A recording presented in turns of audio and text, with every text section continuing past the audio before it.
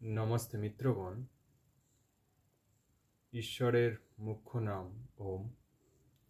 সেই নাম আমাদের সবসময় স্মরণ রাখা উচিত। আর প্রাতঃকালে অবশ্যই ওম নাম উচ্চারণ করা উচিত এবং সায়ংকাল মানে দিনের শেষ এবং রাত্রির যে সন্ধিক্ষণ তখন কিন্তু ব্রহ্ম উপাসনা করার আগে ওম নাম নেওয়া উচিত।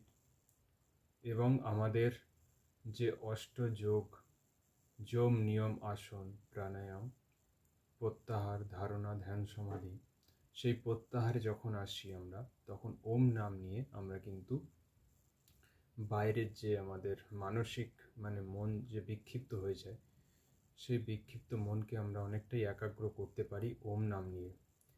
তো বর্তমান সময়ে বিভিন্ন সম্প্রদায় বিভিন্ন গোষ্ঠী আছে, বিভিন্ন নাম তারা প্রচার করে যায়। কেউ রামনারায়ণ রাম, কেউ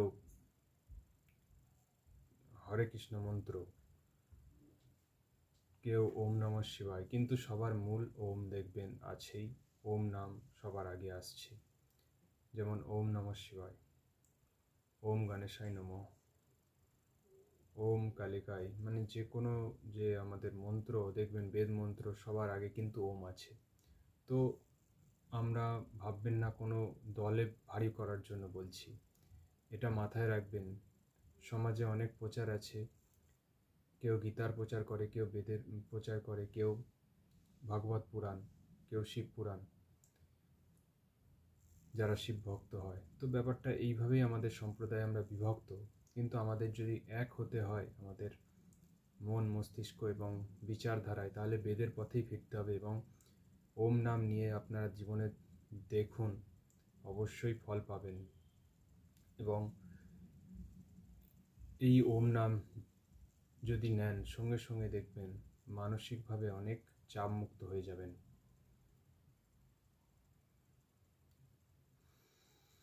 গভীরভাবে শ্বাস নিয়ে ধীরে ধীরে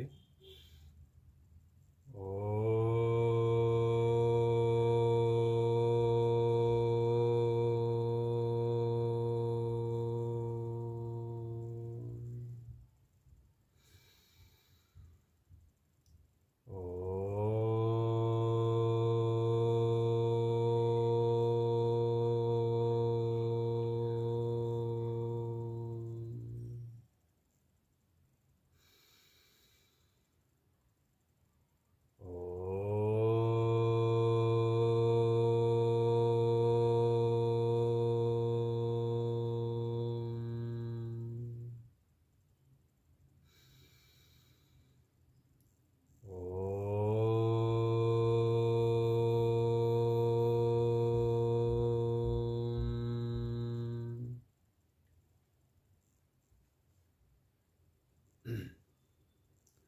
তো দেখুন, অনেক সংগঠন অনেক সম্প্রদায় আমরা যে যার দল ভারী করতে চাই বর্তমান সময়ে, কিন্তু ওম ক্রতস্বর ক্লীবেশ্বর, হে মনুষ্য তোমরা ওমের স্মরণ করো সামর্থ্যের সাথে, সামর্থ্যের জন্য। এবং এই ওম নাম আমরা উচ্চারণ করার সাথে সাথে কিন্তু শক্তিও পাই।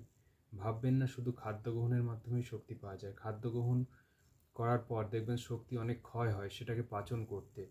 তাই শরীরকে হালকা রাখা, শরীরকে ফ্রি রাখলে আপনার খাদ্য যত হালকা হবে তত অ্যাক্টিভ থাকবেন।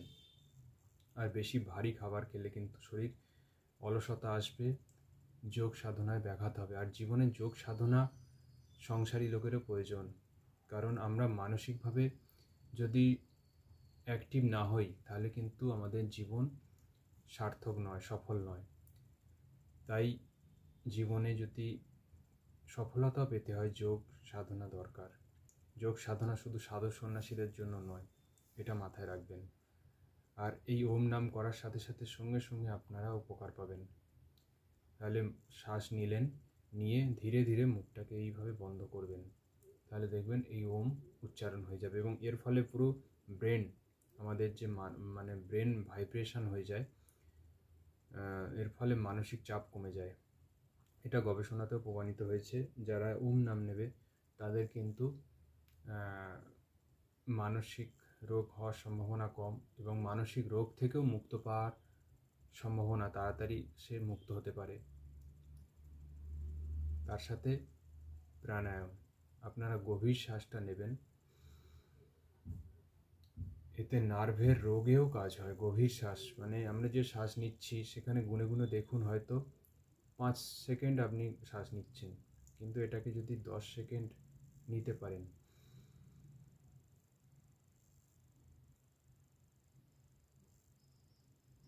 এবং নেয়ার থেকে ধীরে ধীরে ছাড়া, 10 সেকেন্ড নিলেন তো 15 সেকেন্ড সেটা ছাড়ুন ধীরে ধীরে।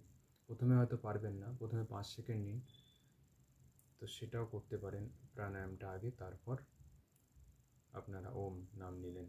কিংবা আরেকটা মানে যে আমাদের ঋষিদের প্রাণায়াম, মানে শ্বাসকে বের করে দেয়া, বের করে কুম্ভক করা,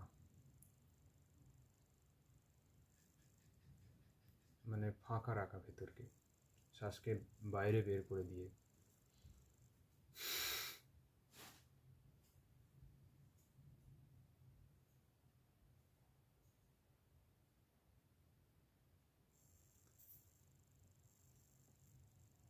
তারপরে আরেকটা প্রাণায়াম হলো শ্বাসকে ভেতরে নিয়ে রুখে দেয়া, কুম্ভক।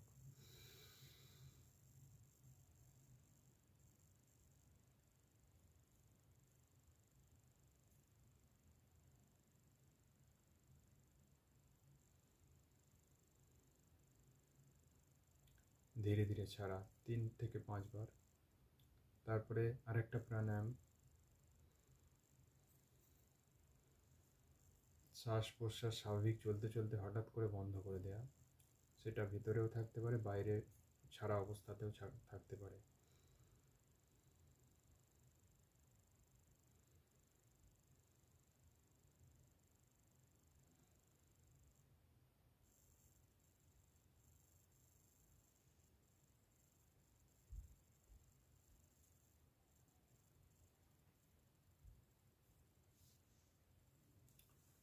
এবং সকালে ফলাহার খুব প্রয়োজন, সিজনের ফল বিশেষ করে,